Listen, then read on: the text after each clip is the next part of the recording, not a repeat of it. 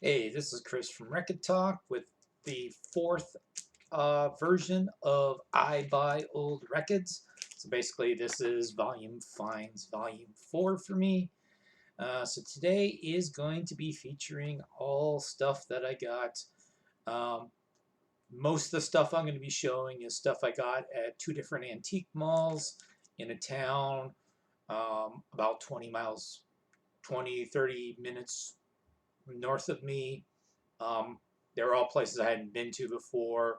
One place is where I got most of the stuff, and is some place I think I'll go back to in the future. Did get one record at one other place, a couple places where like complete strikeouts, no records, nothing for the VC to be finding there. And so um, went to a place called Antiques, etc.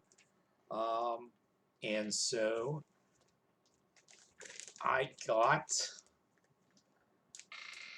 a Duke Ellington record. I didn't I didn't have any Duke Ellington in my collection. This is called Ellington Fantasies. I think it was originally called something like Midnight in Paris. They reissued it and gave it a different name. It was stuff that was recorded, I believe, in 1962. I realize this isn't considered like prime time, the Duke Ellington record to have. I paid $4 for it. That ended up being the most that I spent for anything. On the Harmony record label, cleaned up pretty nicely. So we have that. Um, One of the other booths, I got my first Oscar Peterson record. I paid $1 for this. The cover you can see is not in very good shape. The back cover is just awful. I remember when I found this and I saw how icky the cover was looking. I was thinking when I pulled out the vinyl that it was going to be a no-go. But the vinyl was worth a shot for $1. Verve label. It's not perfect, but it was worth $1. So Oscar Peterson Trio at the Concertgebouw, which is in Amsterdam. So I have that I got for cheap. And then you may remember a few weeks ago some of the stuff I got from Adam at the Record Crate. I believe I showed a Benny Goodman record that I had bought. That was his famous Carnegie Hall uh, concert from 1938. Well, I found a $1 Benny Goodman performance recording. So some other recordings, not the Carnegie Hall one, but with a lot of the same players: Harry James, Gene Krupa, Lionel Hampton, etc. Got this for $1. My junior high band teacher, Mr. Jensen, would be oh so proud of me for listening to Benny Goodman rather than listening to, I don't know, say Iron Maiden or Quiet Riot, which is probably what I was listening to when I was playing clarinet in 7th and 8th grade. Then the other place I went to, I got some singles as well. We'll come back to the singles in a second. There was a place I went to where I got this for $1.50. This is 1937, 1938 Jazz Concert number 2. And then with the one that I got from Adam. And both of these are Columbia Six Eyes from, I think these were released in the mid-1950s. They were celebrating basically the 25th year of Benny Goodman's recording career. And so now I'm at a point where I have 3 Benny Goodman records. I think either I have 2 more Benny Goodman records than I need, or maybe I should just go full catalog, and a future ranking the albums should be on Benny Goodman. We'll see how that goes. I also, the same booth that I got the Duke Ellington from had a bunch of singles, and they were in reasonable shape, 99 cents each. And so I went ahead and got a bunch of singles. So we have the Association, I would have liked to have found Windy, but it was Never My Love with Requiem for the Masses. On the flip side, sorry, let me fiddle around with these. I don't have, I think only one of these 45s has the original sleeve. We've got some Creedence Clearwater Revival on the Fantasy label, Green River, and a song called Commotion. Label's a little bit better shape. Commotion. I clean these and they play fine. I got some Deep Purple. This is some Mark I Deep Purple. So we have Hush. There's a cool video on the internet of Mark I Deep Purple playing this live at the Playboy Mansion. Richie Blackmore trying to show Hefner how to play guitar. And of course, you've got Rod Evans and Nick Simper rather than Ian Gillan and Roger Glover. We got some Carole King. I don't own Tapestry. Maybe I don't need Tapestry because I've got two of the famous songs from Tapestry. I've got It's Too Late, kind of a bland looking label, and I Feel the Earth Move. So we got some Carole King. We got some Buck Owens. He's not just the dude from Hee Haw. Buck Owens and the Buckaroos. On the Capitol label. So the A side is a song called Big in Vegas, and the flip side is White Satin Bed.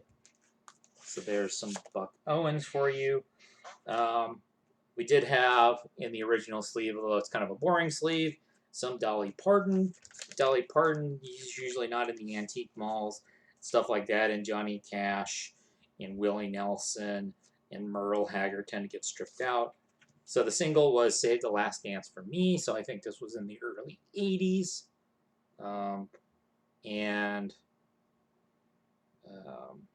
The flip side is Elusive Butterfly, which was a Bob Lind song. I had found a Bob Lind record in a previous episode. And then the last single I got is some Steppenwolf. I would have liked to have found Born to Be Wild, which is kind of my karaoke go-to song, or Magic Carpet Ride, but it's Hey Lottie Mama. That's the one they just happen to have. Dunhill ABC. The flip side is a fairly mediocre song called Twister. So there's some 45s to add to my not all that full box of 45s, but those were all 99 cents each. And then at the local Peddler's Mall, I went back in to look because I was trying to see if one of the Smothers Brothers comedy records that Slambo was missing from his collection. I did find one of them there, but it was in too bad of condition to bother buying and shipping to somebody. He would have just opened it and gone, why did you ship this? But I did check out a booth with a whole bunch of CDs.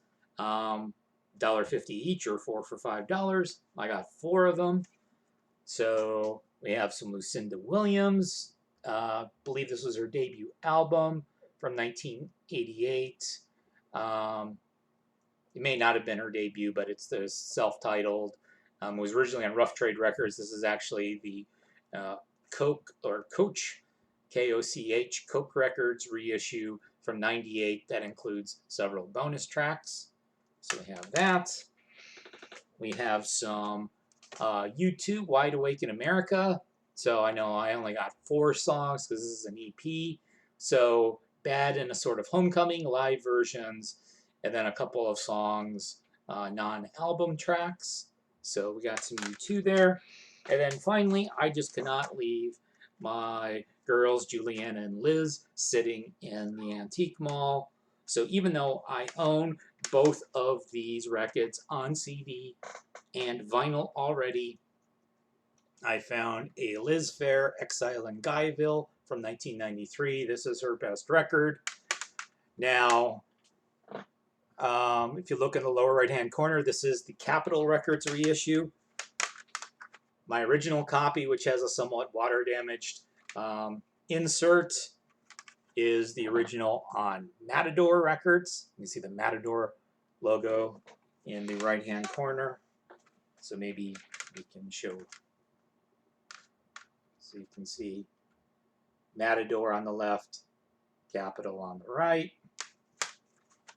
And there was a Juliana Hatfield, Only Everything, on Mammoth Atlantic. This one actually seems to be identical, essentially, to the one that I already own, that I bought probably in 1995 when this album came out. And so if there's anybody out there who would like to either hear, Exile in Guyville is definitely Liz Phair's best album. Only Everything may or may not be Juliana Hatfield's best album. That's sort of a matter of opinion. It's sort of my hot take on Liz Phair versus Juliana Hatfield. If we did the whole Desert Island disc thing, I got to have one and only one record, and I got to choose from the Liz Phair and Juliana Hatfield combined discography. I would pick Exile in Guyville. However, if I got to pick 5 records from that same selection, I'd have Exile in Guyville, and I'd probably have 4 Juliana records. One of them would likely be Only Everything. I do have a recent reissue of Only Everything on vinyl. I have an original Liz Phair on vinyl, which was sort of an outlier from my dad's record collection. I remember when I was going through it, I was really surprised to see that there. So, again, if anyone's interested in checking out a CD of either Liz Phair or Juliana Hatfield, I picked up some extras for cheap. I'll give you some CD CLT, CD Community Love Train, and pass those on to you. And I spent a total of $24.50 for everything that I showed. Actually, no, subtract off 7 cents. That would be $24.43 because the singles were 99 cents each, not $1. And then 6% tax. I'm pulling up a calculator on my computer here. My 6% local sales tax, $1.47 added on, $25.90. We'll call it 26 bucks. So 26 bucks.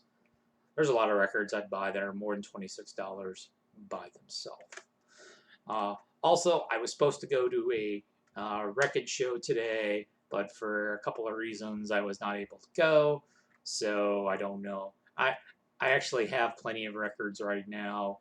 I've got some records I haven't even listened to. I have a bunch of stuff I've listened to only once. So I should probably be listening and re-listening to some stuff before accumulating more. So talk to you another time.